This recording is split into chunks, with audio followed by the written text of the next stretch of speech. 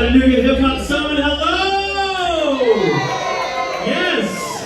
Come on, Chattanooga Hip Hop Summit. Hello! Give it up for DJ Hollywood Oompa! Yes! Give it up for DJ Mix. Give it a real on the lobby. Thank you, DJ Mix. DJ Mix brought his own sound because I told him I was bringing sound and I forgot it. And so thank God he comes prepared. My name is Stratton Tingle. I'm the executive director of Soundcore.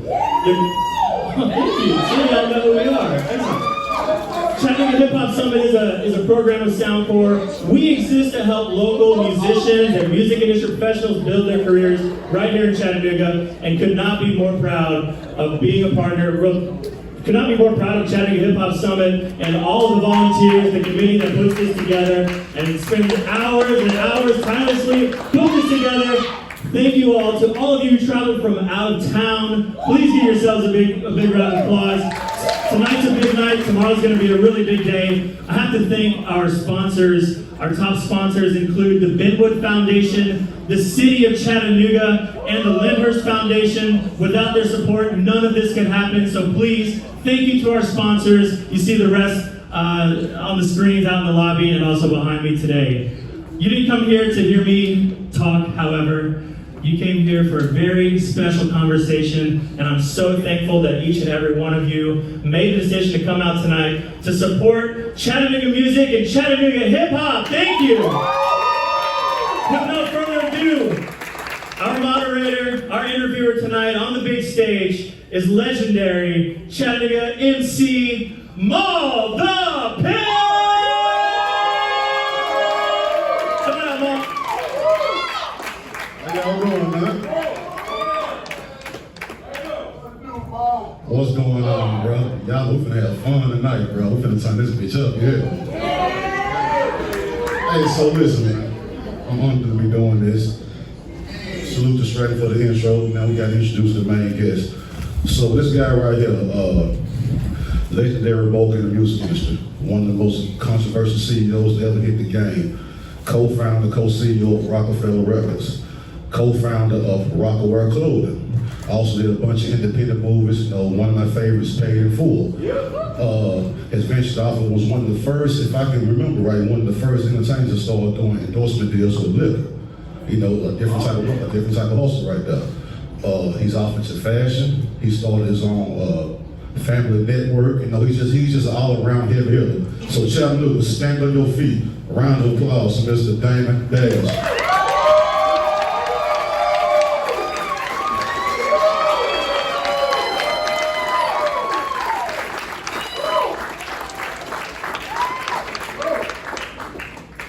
Now, before I move on, let me say this. To get people like this down here, you gotta know somebody that knows somebody that knows somebody. So you gotta be connections and relationships involved. So I reached out to a certain lady to get this person down here. And she was like, yeah, Mom, I can do it. She put her name on the line, her reputation, she put her favors in, and she made it happen. So give another round of applause for the lady that got him down here on the strength of me, Kim Osario, singing the lady. Right here. Thank you so much, Kim. Thank you so much. When I heard, he wouldn't be singing. Kim was the editor-in-chief of Source Magazine, so I make some noise for that. Editor-in-chief of Source Magazine, for y'all that watch Love Hip Hop, who like what y'all sing. That was the Source, right? Yeah, the Source, yeah. They love hip hop, so she write the script for Love Hip Hop. She I y'all liking that she was shit. in college, Columbia, right? Was it Columbia College? Fordham. Oh yeah, my bad. Fordham. And New York is in the building. For sure. Trey Rock, you gotta go. Tracy, wait, stand up, Tracy. You want to Tracy, stand up, with the Tracy. face mask? With the face mask, stand up, Tracy. This girl's a heavy hitter. Y'all don't even know that. She's an undercover legend. After this, we gotta talk. We gotta do like a TV show with Doc. She signed Peter Guns in them too. What's the name of that record? New York. Girl in New York. That one? She signed them.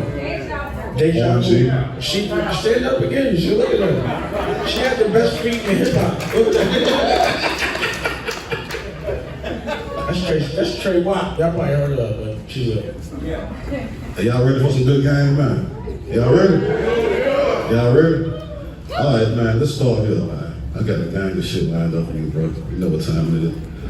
First, let me ask this. A lot of us who come from the street, we start out doing street shit, then we end up transitioning into the music business. Most of us have that type of background. Explain your transition from the streets to music. What caused that, then explain the step-by-step processes you did to go there.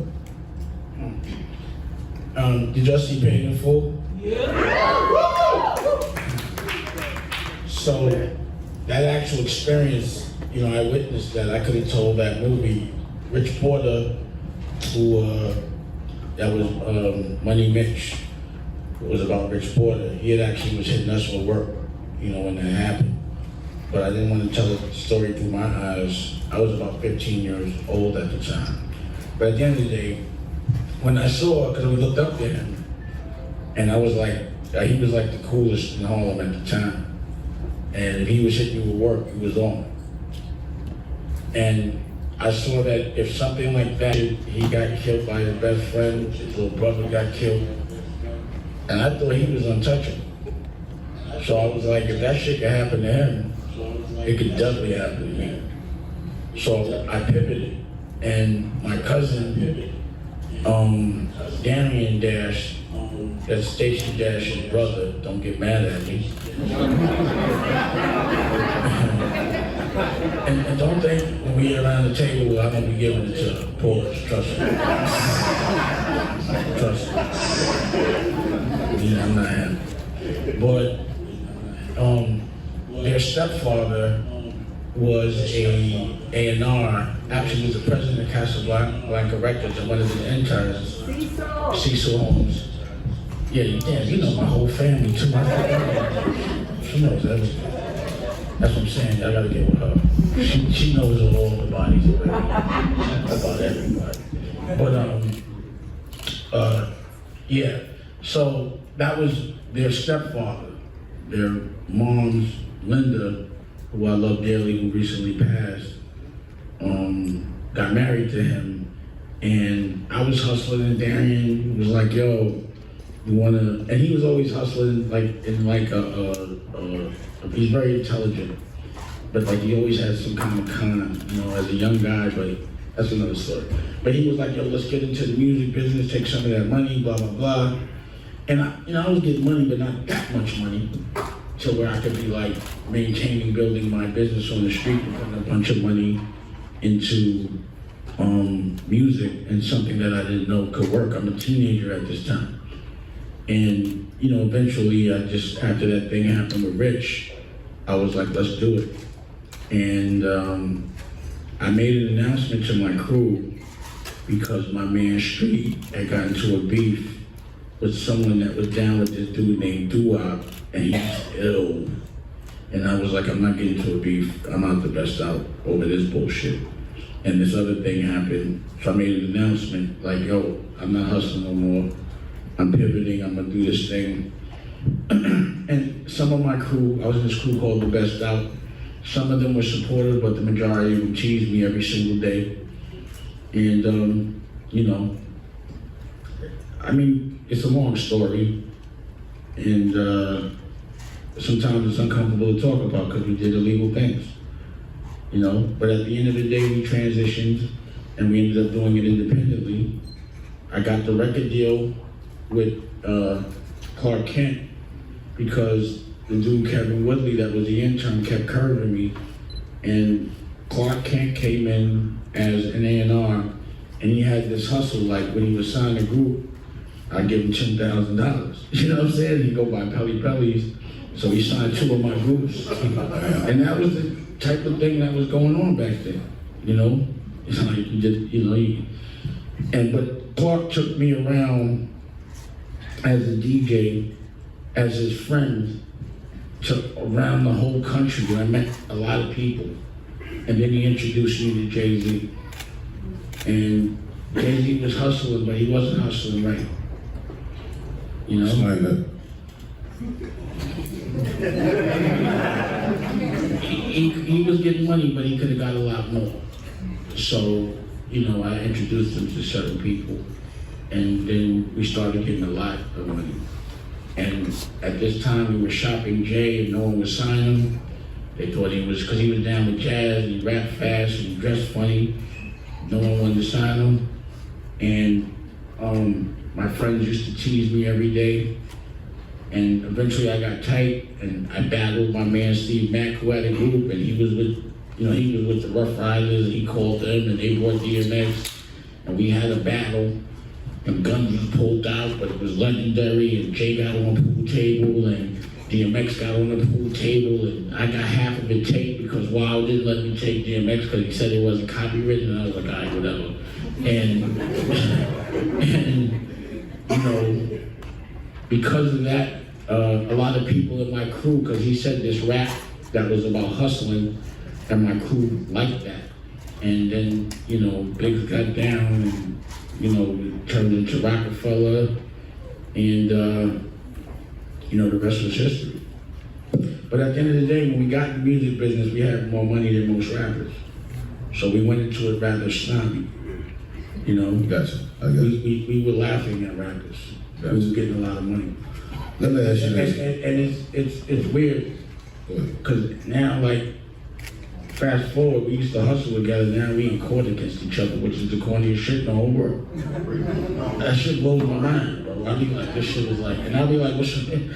I can't even believe, I can't even understand that, and I won't understand it ever in my life. And when I see them too, we got to have a conversation about it. And I can't talk about nothing else till I get that conversation when it comes to them. Do you think they're gonna give you that? They don't usually give me a fair one lately, which was shocking to me, but we'll see. All right, now, you in the music business, you got roc-a-fella. Everybody has a certain strategy that they follow with their music, with their record label. What was y'all's method to the success of roc-a-fella? I think the confidence in knowing we were the best and not listening to the system and doing what was logical for us and having the money to do it. When you make more money than your parents at a young age and the teachers that teach you, there's an arrogance that comes with it, And I've been very confident since I've been alive. Like, Tracy Maples knows me. I was crazy when I was young. I was nuts. But brilliant. But yeah, it was, I just, thank you. But a lot of people didn't understand me. And they thought a lot of what I was doing was extra, and it's the business model of what we're doing now. So like, I always had cameras on me because I knew I was legendary. Content is I knew what we were doing was legendary, but everyone said it was extra. Woo. You know what I mean? They'd be like, oh, he bringing cameras and blah, blah, blah. I was doing that back in the Best Out. And we were throwing parties at the Cotton Club.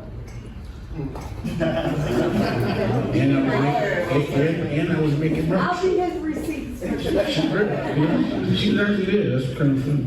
But yeah, we were making merch, throwing parties. There was always a method. It was just logical to me to do things a certain way.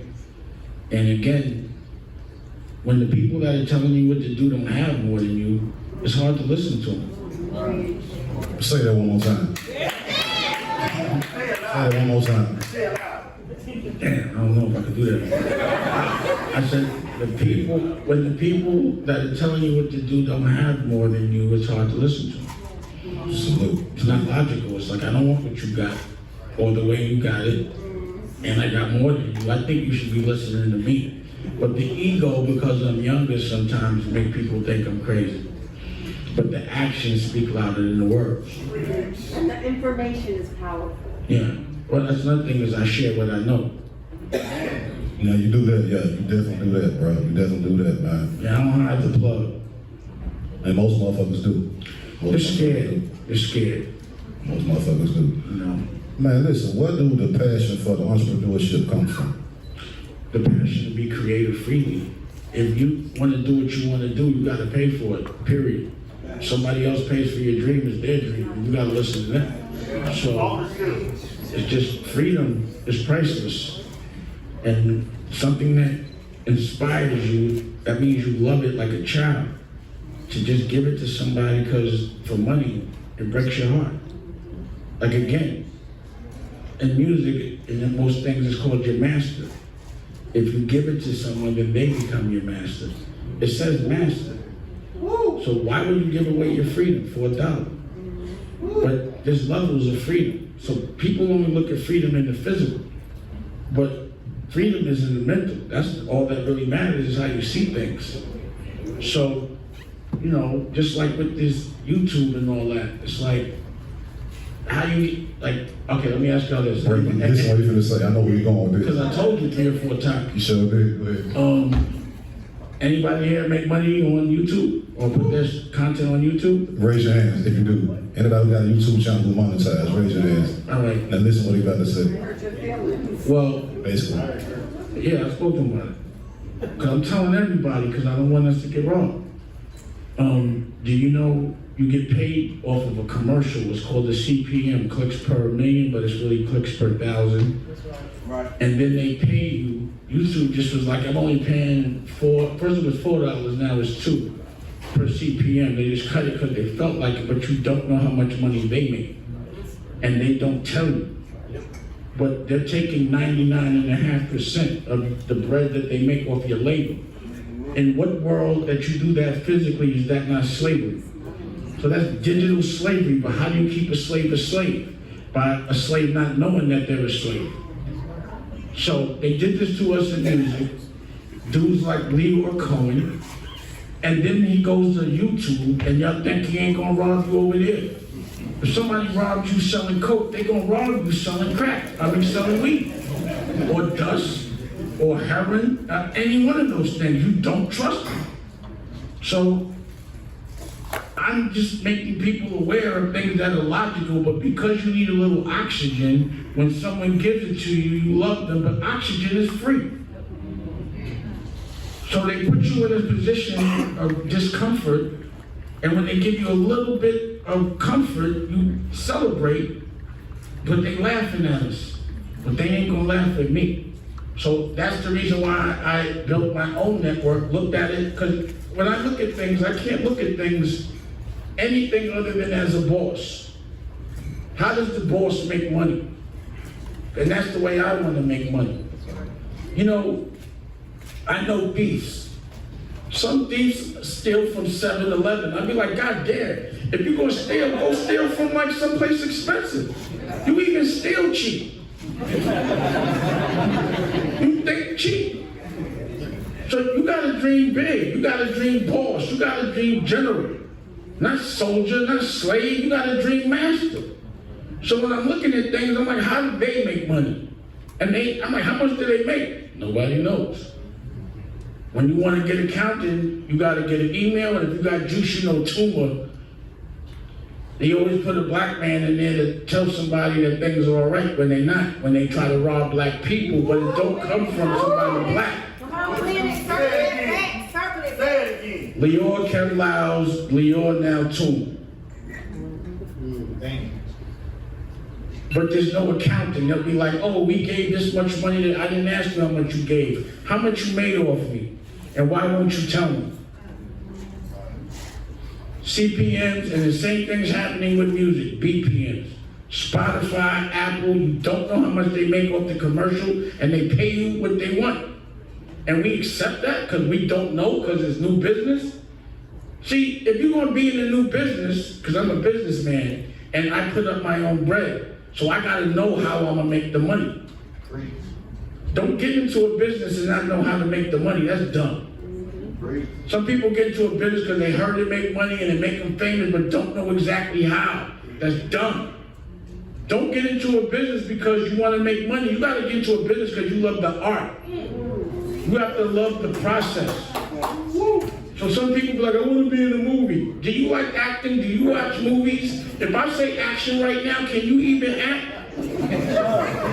When I say action to a non-actor, they turn into the weatherman. I'd be like, why are you talking like that when I say action? You don't know how to act. It's not an art. You just want to be famous. You don't know what it takes to fight for the art, and you can't expect someone that does to respect you.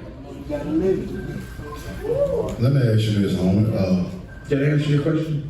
Hell yeah, they did something. They did something. Strap, is that queued I up? was just thinking that was ill when you told it pulled up. I was gonna say I was about to get up. I was like, I'm gonna get up and get it, but he got it. Thank you. Oh, one more thing. Y'all been like, Dan, you talk a lot of shit. You ain't ran a lot of big business in a couple of years. And the reason why is because I'm investing every single dollar into a television network and doing it right. What I'd like everyone to do right now, if they can, go to their phone. I want to give you something for free. Download America New. NU. That's the network. And now, all that shit I talked about, the CPMs and them robbing us, here's the answer. I went and got with an ad agency and we built our own funnel directly to the ads, and we get the full benefit of the CPM.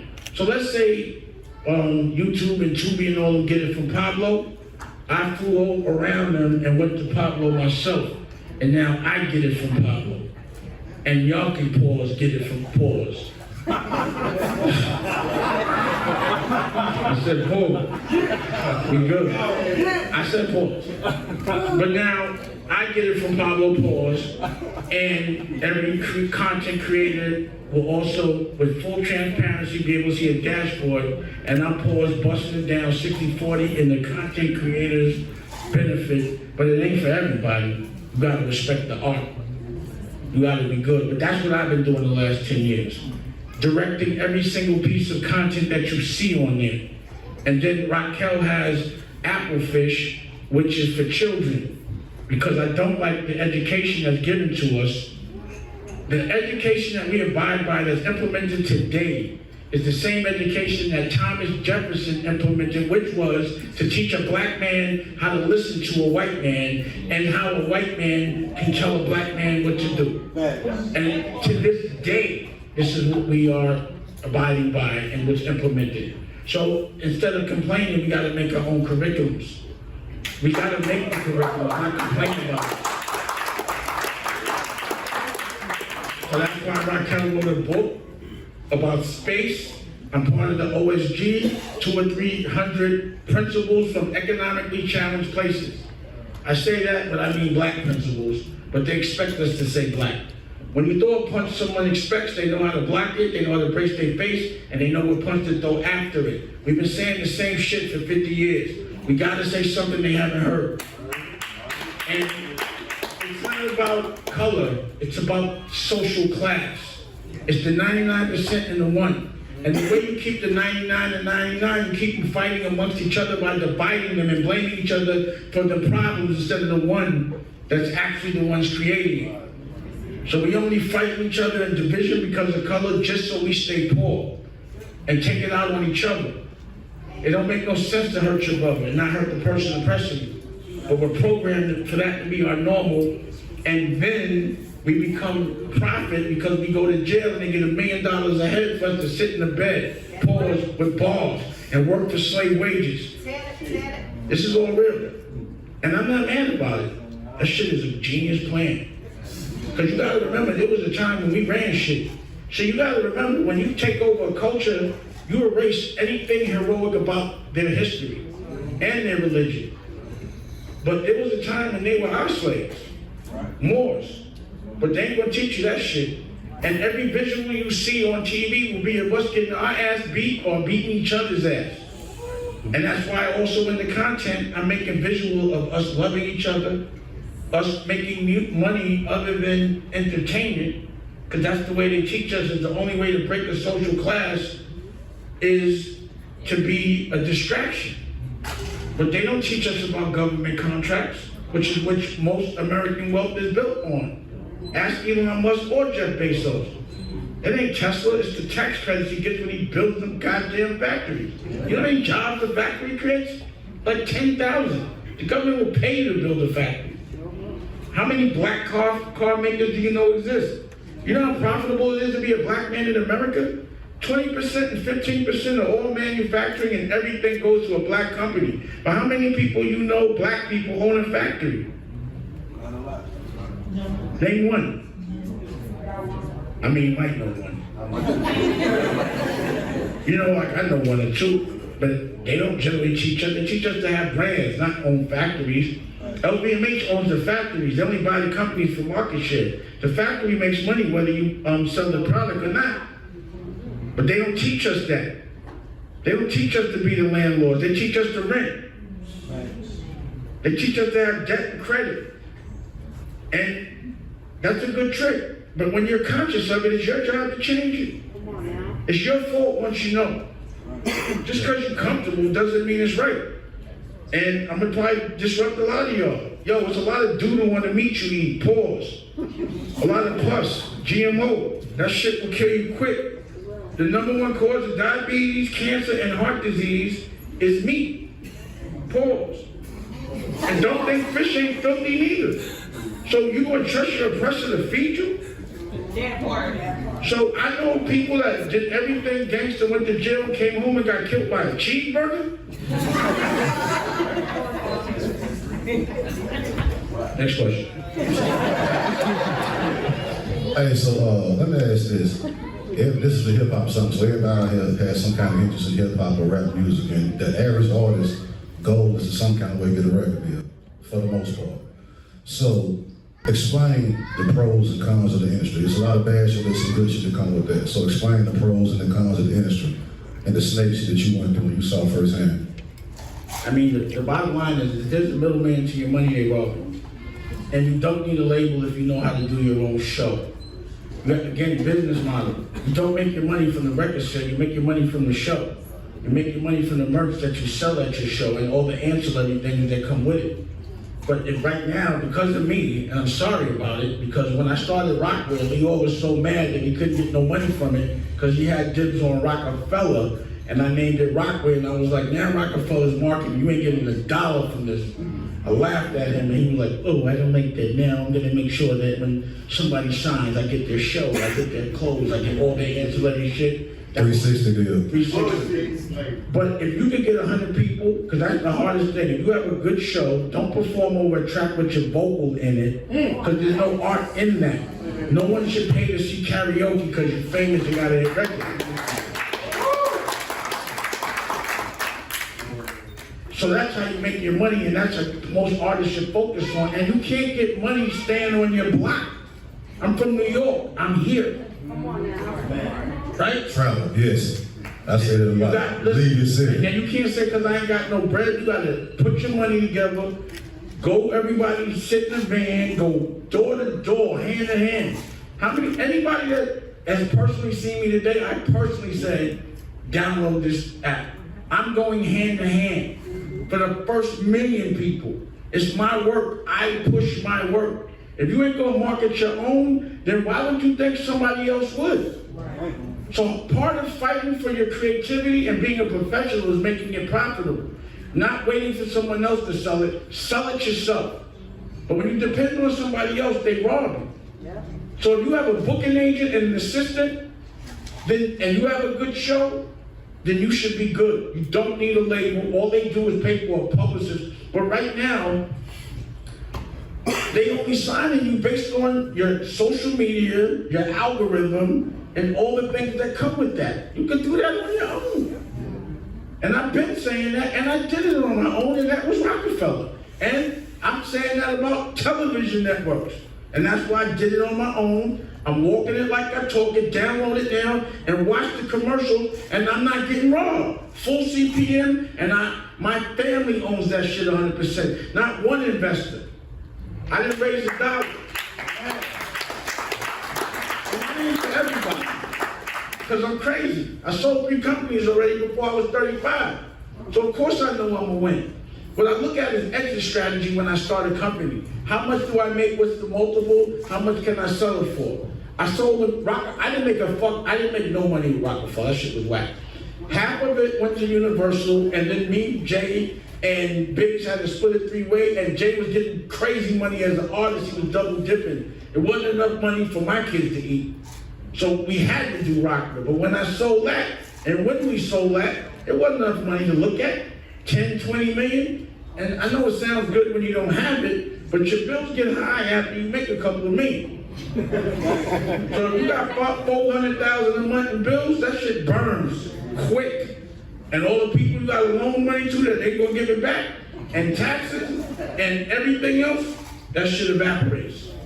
You be like, how you go broke? Yo, if you making 100 but your bills 120, you broke. Trust me on that, I know. What we talking about? Man, you run, man, give a round of applause for Dane, man. He's sitting there too. Give a round of applause for Dane.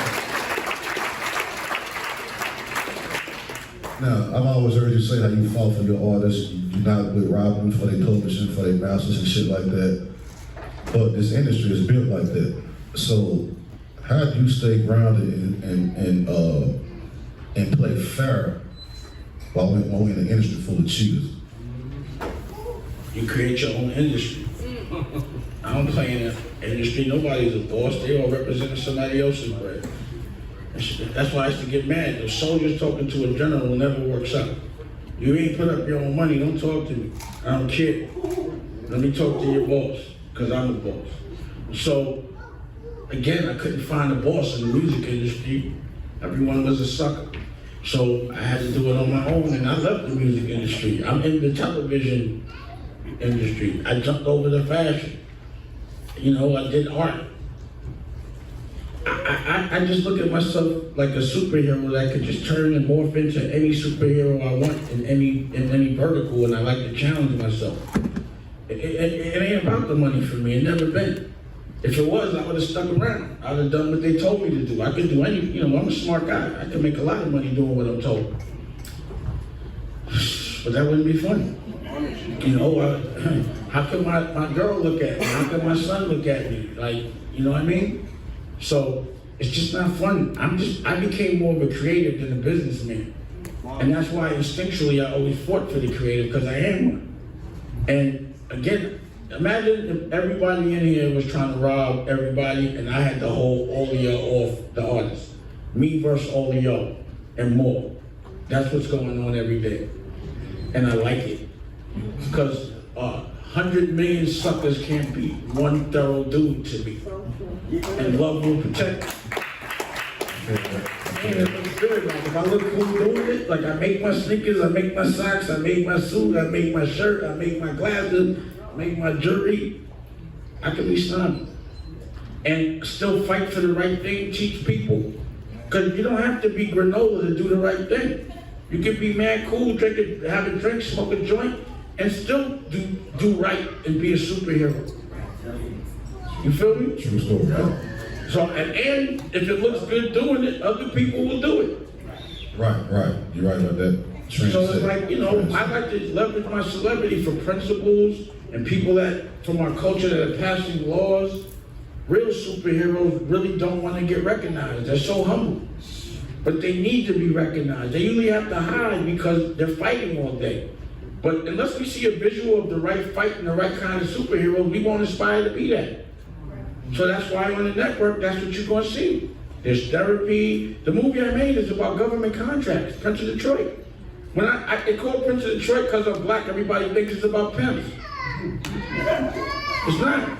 It's about lineage of a black family that made wealth generationally in healthcare, government contracts. That's what we watched the other day, the trailer. Yeah. And then what I did, I'm gonna tell you a secret. I just did a rock project with Freeway from State Property, and I just did this project with Maya that's crazy. And then I got Nicolette. Where's Nicolette at? So for me, if you help me with my dream, I'm gonna help you with yours. And you can't be around me unless you have a dream, because anything you're talking about will be distracting to me. I only want to talk about my dream and hope our dreams are similar so we can be a dream team. You know what I mean? And Nicolette's holding a camera, and I would never ask somebody to hold a camera and help me build what I'm doing unless they had something for me to equally help them. And she's an artist. And she raps, she sings, and does all these things. By the end of the day, her and this other cat, they white. I got White Rat, I got Black Rock. I just want to remix and do everything different. I don't want to do anything the same because I have the same result. In order to have a different result, no matter how good you're doing, if you want to do better, but if you're doing terrible, if you're doing everything the same every day, logically, you're going to have the same result. So you've got to do things different. Everything new. This is my America. America new, the new America. We pass laws, we make curriculum, we are the landlords, we create the jobs, That's a different thing that anyone can visualize, but I'm gonna televise this revolution and get paid fairly for it. And empower those that are doing the same, like-minded. You know? And I just want to change the way people see things. Understand. Now, like I said earlier, Dame Dash is a guy that fights for his artists, like fights for all that goes to war, willing to kick ass and bust heads for them. And we're gonna show a highlight of that. No shit. Hey, clip number one. It was clip number one. Look at this, y'all. And then we gonna explain what's going on after you see it. Oh man, I don't know what you're gonna show the trip. And motherfuckers call me an asshole every day. I don't listen to that shit because I know it's right, because my crew tells me it's right, and I respect it. They keep saying Def Jam on Twitter. And don't mention the Roc-a-fella, don't mention us putting together the tour. It's all Def Jam. You're telling me exactly why I don't really fuck with Def Jam. Because every time we get next to y'all, they get the credit. We own our own company, we look like artists. Blink man. Yo, Blink, you got a jacket over there, right? See this jacket? Shit, chop this man. You see the Memphis Bleed? I didn't never have a Roc-a-fella coat that said Memphis Bleed. This is the only thing Def Jam got one up on. But other than that, Roc-a-fella's the home. Oh my God! All of a sudden, this Def Jam jacket, so niggas' names on it all over the tour. That shit is weak, man. Everybody wants a jacket. You want to do something, make a motherfucking $100 tour jacket. We don't want that shit. No, why do I need to be mad? And Memphis Bleed wearing a Def Jam jacket. They don't Roc-a-fella. All of a sudden, niggas got jackets with their names on and on our tour. It makes it look like a Def Jam tour. Wait a second, all right, look, you're a fellow of the company, right? That means you're smart. Am I right? So don't sit there and play dumb. No, wait. If everybody on this tour has a Def Jam jacket on, what would be the general perception of this when people just walking around and don't know nothing? What would it look like? So then, knowing this, why would you be extra sensitive about giving everybody Def Jam jackets on this tour? Why? You're president and you know. So either you're real smart or you're real dumb. It's one or the other. And I'm not gonna say that you're real dumb. I'm gonna say you're real smart. So you know better. So they all know better. Hi, what's going on? So you guys want to find out what's on the official Def Jam tour bus? All right, come on up. Let's see what's going on in here. It's like that shit with the motherfucking Def Jam, presents the Def Jam's online live on Russell Simmons show. That was that's it. How was that a mistake? From the mistakes. How was that a mistake? Because Russell does look at every single thing that comes. Russell, the person that to my own doesn't know this is not his fault. He don't know that. So wait, are people at his company don't know that? Right, maybe not. Maybe not. If that's the case, that means the general public don't know that. The Def Jam tour bus consists of 9 video screens. We've got digital curtains. Let the curtains down. Let them check the curtains as they go down. The little mistakes you make are making just because you're not trying to. Those mistakes are making it so that it looks like a shop tour. No, sometimes you get tired of pulling curtains on tour, so I thought we'd get some electronic curtains. Y'all niggas are too fucking professional and you're too smart to make these kind of dumbass mistakes. Alright? So we're gonna do this. Loud gets his prop. Arsene don't take that. Bad Boy gets his prop. Eric don't take that. The Face gets his prop. Y'all gotta be at the fucking face everything we do. Then I gotta be an asshole and yeah, I don't feel like doing that shit all the time. I'm sick of that shit. Yo, for 30% of my day goes to correcting your fucking mistake. So I'm paying you over that? It is true, man. That's Les's town. That's big Les's town. You just, man, yeah. The thing I told them when I came in is that we don't want to get overshadowed by fucking Def Jam name, by Russell Simmons, and by your logo. I was guaranteed the equipment is exactly the opposite, and you're not doing nothing to stop it. You know how you do? You give everybody fucking Def Jam jacket. This is our cool out area. We watch TV, play Nintendo, 65. Hey, what? Please don't take an act of That ain't no drama, man. That's promotion. That's trying to yo, who you think you're talking to? I'm saying. That's basically the inside of the Def Jam tour bus. All I need y'all to do is cut the checks. That's it. We're taking all the chances. We're the ones that boycott the Grammy. We're the ones that motherfucking put our ass on the line and did this tour, and we still don't get the credit for it. What? I don't know why, but y'all fucking fat ass around all the time. every time we talk, that's bullshit like we bought this. We're not going.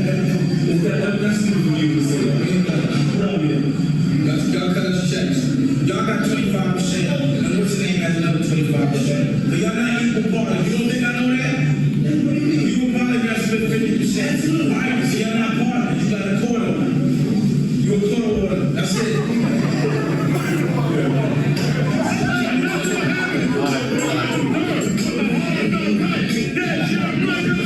Good.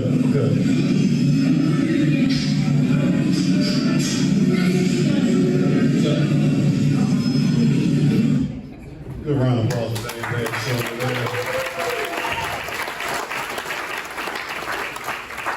And looking at that, I think everybody here can understand why you did it. It was justified. And I edited that and put it in the movie. I made it my highlight clip. What's the biggest misconception of you, man?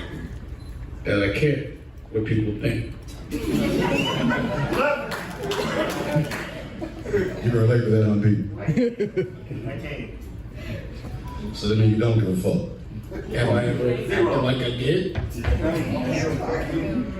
Explain the term culture vulture and where it comes from.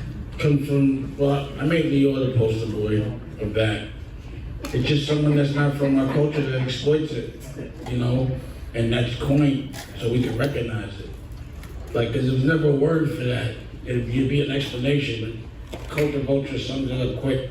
That's death for somebody white in hip hop. Like, they'd rather be anything but that. But no, not culture. And, you know, that's basically not just for like white people, that's for people that are not creative, that exploit creatives. Someone that exploits culture that's not from that culture. So a black man that's exploiting rock and roll that doesn't play rock and roll could be a culture vulture as well. It could go both ways, pause. Like Steve Stout's a culture vulture and he's black. Steve Stout's a culture vulture and he's black.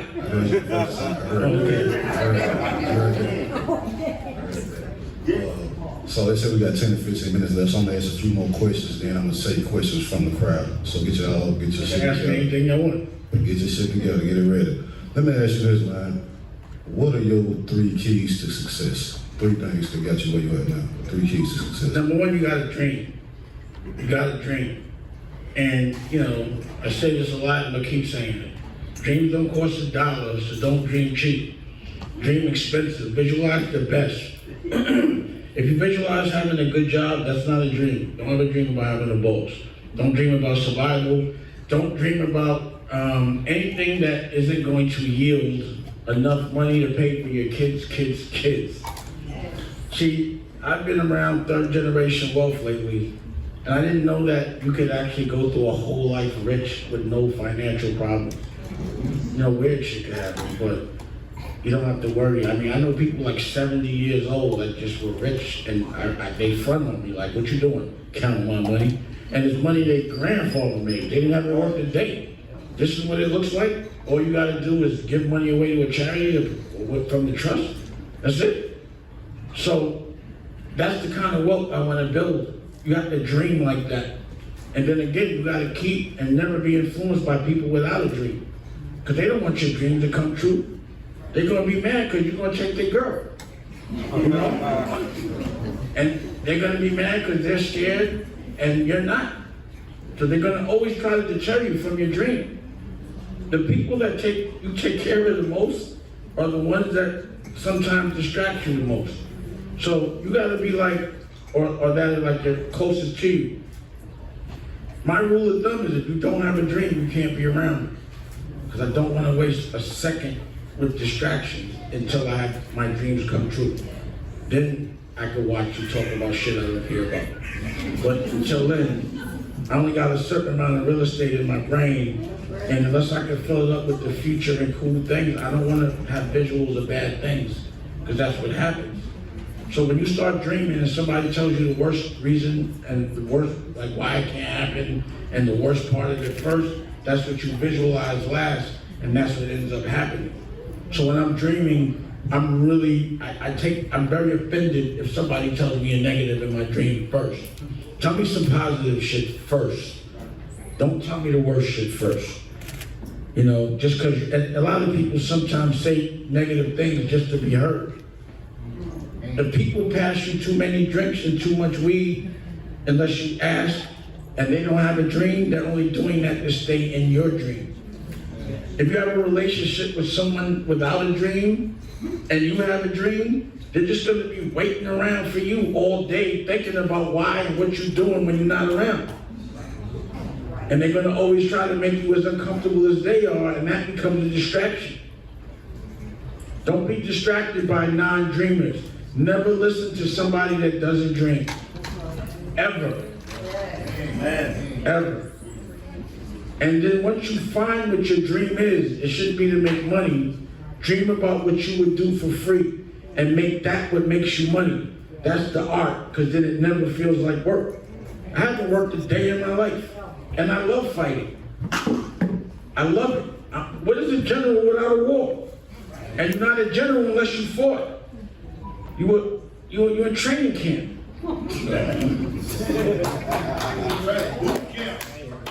And I like war.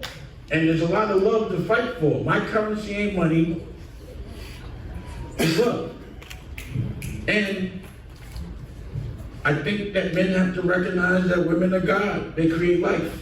And a lot of men don't like that.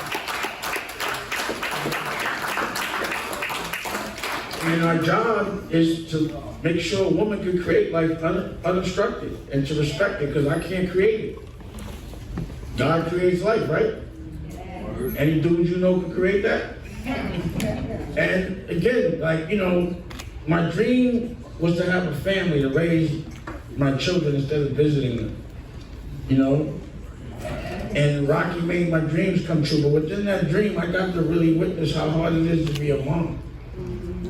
Like, you know, we have ample help, night nurses and nannies, me, and it's still hard. And I see women with children work every day by themselves while their men run around and do it. They're superheroes. So women make it, have it,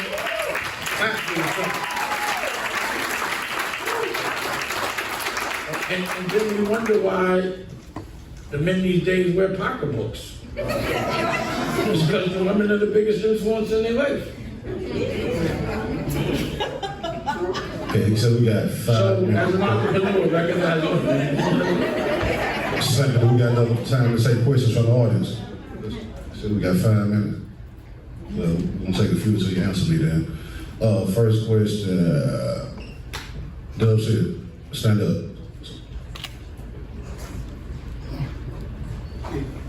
Hey, what's up, man? What's up, brother? I'm Steve House, they can hear you too. Hey, I've been in Chattanooga about 2-3 years now. And I'm a Mississippi boy though. And I just want Dame to explain, cause we got it messed up down south. I want you to explain to the people and the artists down south how important it is to come together and do whatever we doing for us musically in the industry. You know, not the crab in the crab in the bucket type shit. Just explain to them how it is to be when we are together, how strong we can be. And I've been trying to get us together, pause, for so long. If we stick together, we a club. We provide our culture, but we give it to them to sell back to us. And that's an algorithm. It's an algorithm. It's a behavior pattern for us to fight each other. Trust me, in hip hop and movies, I've always tried to bring us all together and work together. For some reason, there's just some programming that's happened that makes us not do it. Just go against what you feel and just do the right thing. Do what's logical. If we stick together confidently, unapologetically, and fight for love, we need nobody. And it's not a color thing, it's a mentality thing. It's a like-minded thing. Again, I can't judge you for what you did, what your grandparents did. But if you still think like your grandparents, you know, fuck off.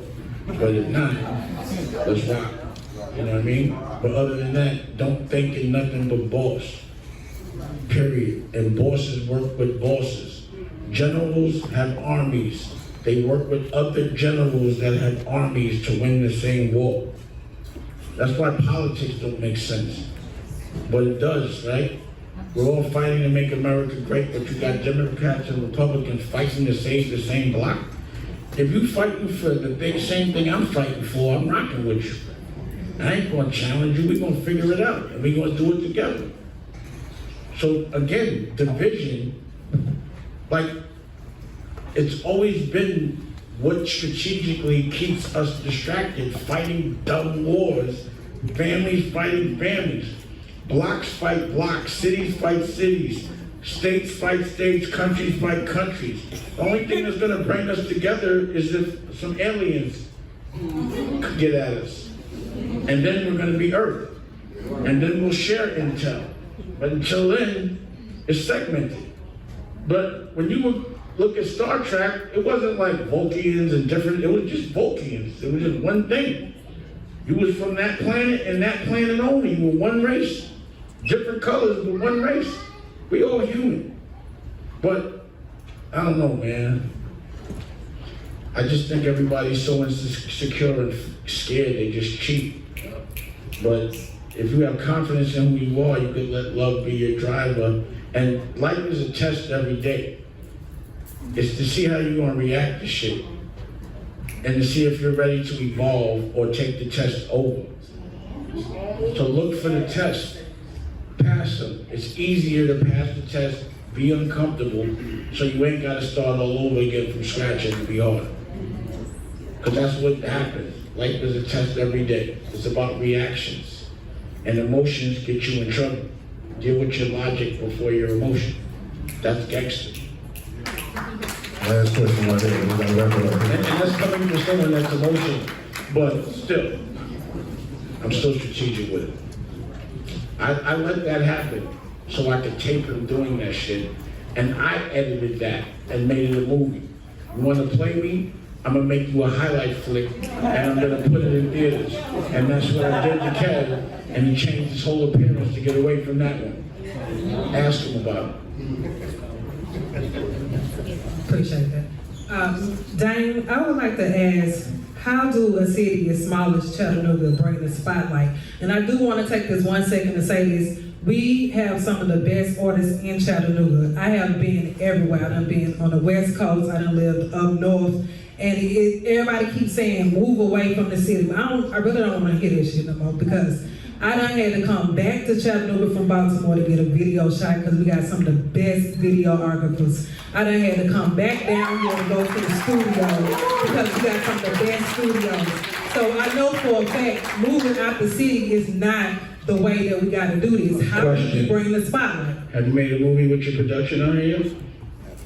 No, they ain't made no movie. I got videos. Okay, make a movie with your great production, show the rest of the world, and everyone will come in. Right. But you gotta show, I don't wanna hear about it, I wanna see it. Cause I'm a movie maker, I appreciate the art. And if y'all can't now, you have a platform, America New, you can monetize it fairly. If you have all these creatives, make a movie. Don't expect anybody from somewhere else to help you. Make your movie with your talent, put it out, and also make a movie about here. I made a movie about Harlem. So I want Harlem recognized. I make music, I make movie, I make clothes, and it'll be me. But you know, that's what you gotta do. Make something that's tangible to sell. But when you make it, it gotta be better than your competition. You can't just say because I want to play basketball, I can be on a professional team. You can't just say because I want to make movies that people are going to buy it. It got to be better than Steven Spielberg. You got to, you know, and if you have that kind of talent, you can execute it cheap. We have a lot of locations, it's beautiful out here. If you have actors and locations and editors and cameras and sound and lights, then what's stopping you from shooting a movie, a TV show, a documentary? So give me them, I'll put them out. Little more films? We got Little more film. No more films. So Nicolette, please get their numbers. I want to see it, and you can see it on American. You can call it new. We could call it This is your superhero.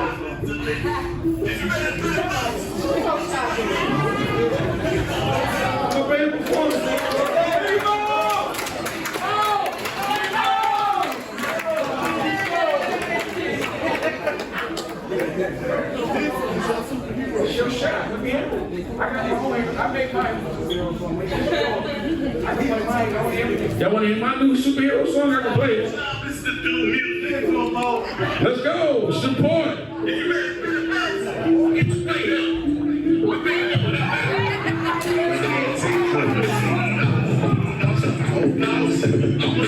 I got you. Make some noise. So again, this is what I would do. And we get down. So I got you. I appreciate you. Definitely. You just gotta perform that. You just gotta take that on the road. You gotta make merch. You gotta make content. And if you do have the content, we'll put it on American New and we'll monetize it.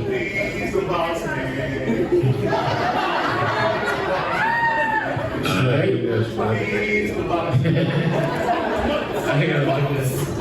And boss. Y'all, the people in here, do y'all know him? All right, so make some noise for him. Y'all quiet. You know what I mean? Chill. Boss. So I would love to showcase that. I want everyone to know what's going on out here. Every place I go that they think is corny ends up being cooler than every place that you think is cool. It's cool out here.